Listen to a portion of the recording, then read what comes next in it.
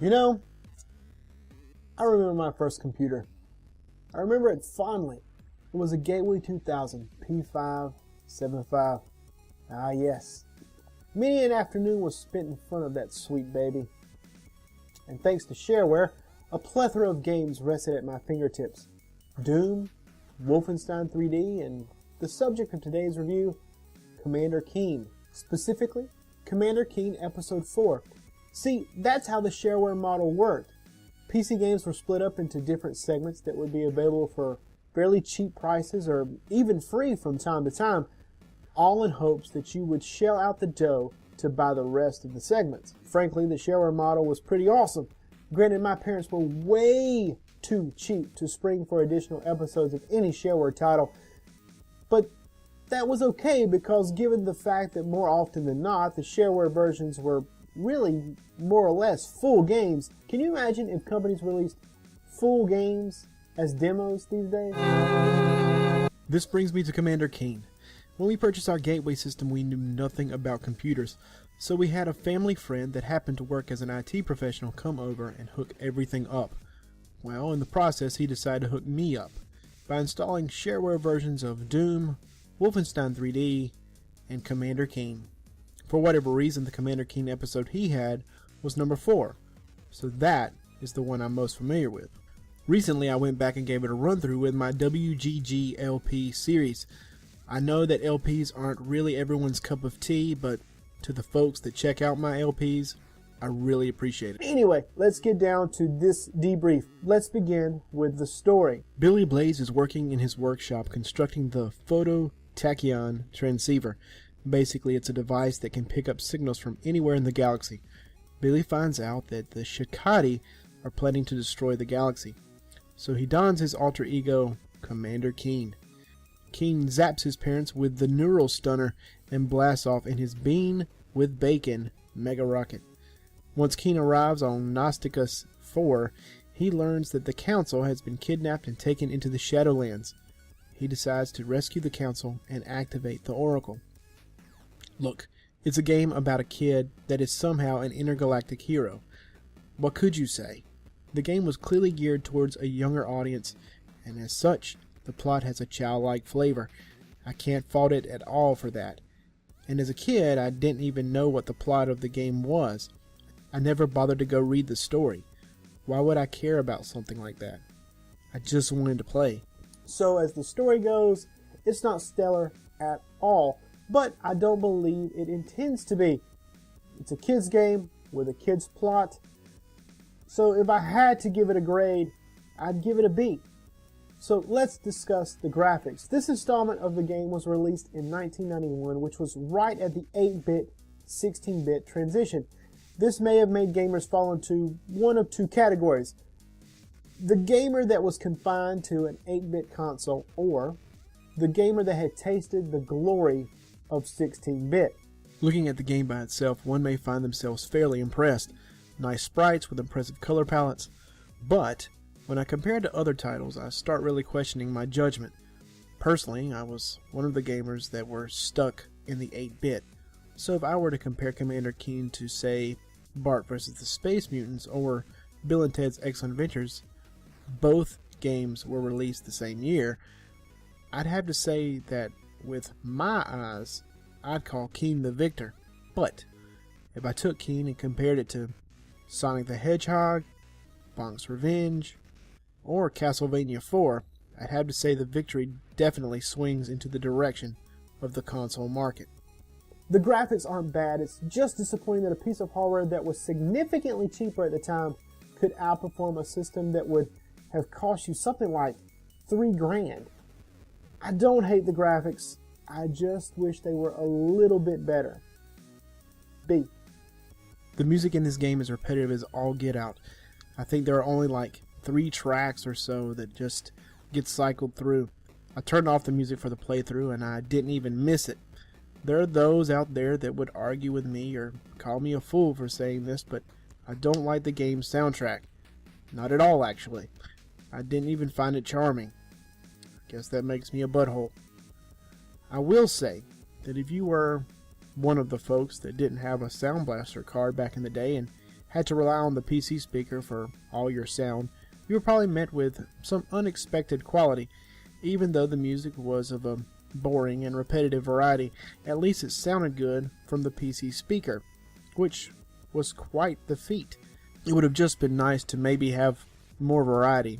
Given the limited variety in the soundtrack, you will find yourself bored and almost annoyed with the background music. You're better off turning it off and playing without it. See, and I'm being very generous. Commander Keen has pretty typical audio for a game you might find on a PC back in the DOS days.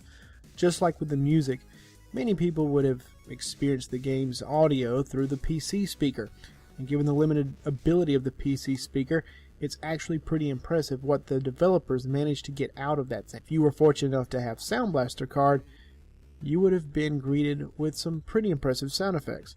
I like the game's audio, I always have, and I think the pogo stick sound will be locked in my mind for the entirety of my life. It's not as nice as some audio from console titles at the time, but unlike the music, I think the sound actually has some charm.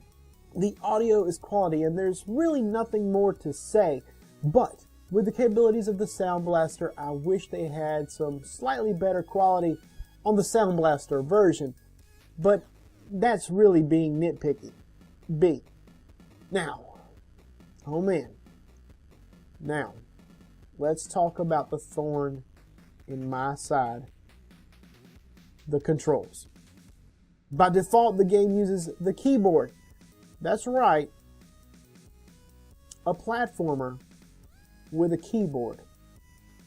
If you guys watch the playthrough, I have no doubt that you are familiar with the oppressing frustration I felt due to the game's controls. A keyboard for a platformer just doesn't seem to work. It doesn't work for me anyway, and I'd venture to guess that it doesn't work with a lot of folks out there as well.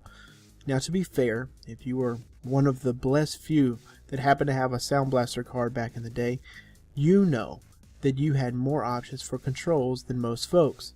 You had the option to use the Gravis gamepad. Ah yes, the Gravis gamepad, one of the finest PC controllers ever made. Obviously inspired by the Super Famicom controller, it featured an 8-way D-pad and 4 buttons that looked like candy, and of course, the screw-in joystick. Wait, what the heck was that thing for? Anyway, I was one of the lucky ones back in the day. We had a Sound Blaster card and the Gravis pad, so the gaming world was our oyster. While the pad has 4 buttons, only 2 could be used. 2 is regular fire and 2 is turbo. Commander Keen, on the other hand, needs 3 action buttons: jump, shoot, and pogo. Commander Keen addresses this issue by doubling up a little. 1 button jumps, 1 button pogos, and when these 2 were pressed together, you'd fire your weapon. Today seems a bit more tricky, at least it did for me. No matter how hard I tried, I could not enable any of my gamepads to work with Commander Keen Episode 4. I had no problem whatsoever configuring them for every other installment. For whatever reason, 4 just seemed to hate me. Not sure why, and I don't care enough to try and figure it out. The keyboard is probably the worst possible way to control this game, but it does work. And if you didn't or don't have a compatible gamepad, you can certainly still play the game just fine with the keyboard. It may be a little more tricky, but it's still doable. I'm not going to slam the game just because I can't play a platformer with a keyboard. So I'll give it a B because it works, and for what it is, it works well. Commander Keen is pretty standard as far as modern platformers are concerned. You jump on platforms, you unlock doors, you zap enemies, and you rescue old dudes. The game uses a pseudo-Metroid vibe in that you may have to wander around a stage quite a bit to find all of your keys or the council member you're trying to save. I like this. I liked it quite a bit. I prefer it over a straight run and get it done side-scrolling platformer. An interesting thing to note is that throughout the game, the only enemies you actually kill are the flies. All the other enemies just get stunned, which really begs the question, do the flies really deserve to die? Yes, they deserve to die, and I hope they burn in. I've never been one to say that video games make a person violent, but as a parent, I think it's my responsibility to allow my kids to be exposed to certain video game elements when they reach certain ages. See, it's called parenting. Some of you people out there really need to learn what that is. Sorry, I'll get off that soapbox. Anyway, this game does something pretty cool. It conveys a struggle between good and evil, but does it in a way where good can win and no one has to die, except those flies, because they deserve it. Personally, I think that the gameplay is probably this game's strongest aspect. I love the gameplay style, and I especially love the non-lethal approach. It really makes it a great game to share with kids. And as a father of 3, I can really appreciate that. So I've got to give the gameplay an A. Commander Keen is the kind of game that people look back at with fond memories. Heck, I was super excited about going back and giving it a go. But when the rubber hit the road, it didn't feel the same. The excitement wasn't there. Heck, even some of the fun was gone. I wonder if many of us get blinded by nostalgia. But I digress. After doing my math magic, I've calculated the averages and given Commander Keen Episode 4 a B. If you happen to want to get a copy of Commander Keen in its entirety and play it for yourself, you can grab it on Steam, of course. It's already slipstreamed into DOSBox, so you don't have to do anything except install and play.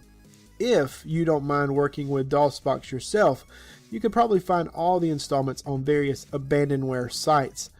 It's not that tough, and it's certainly the cheapest way to play it. And I'd have to say that's probably the preferred approach, because frankly, while it is pretty good, I'd have to say forking over any money for it is only for those die-hard DOS gaming fans out there.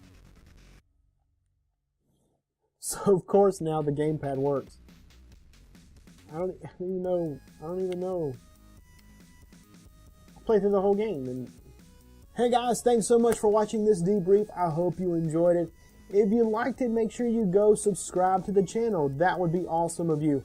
Additionally, you can check out other social media sites I'm part of: Google+, Facebook, Twitter, of course. Please do the Twitter.